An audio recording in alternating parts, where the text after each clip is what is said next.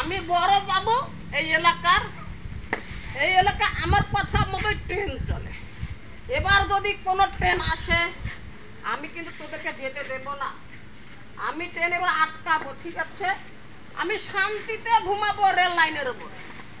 কোনো ট্রেন এবার আসা আমি নিষিদ্ধ করে দেব, বুঝছো?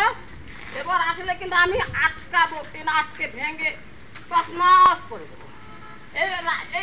এই রেল লাইন দিয়ে ট্রেন আর চলবে না, বুঝা গেছে? এবার কোনো ট্রেন আসতে পারবে না। আমি আবার ঘুমাবো।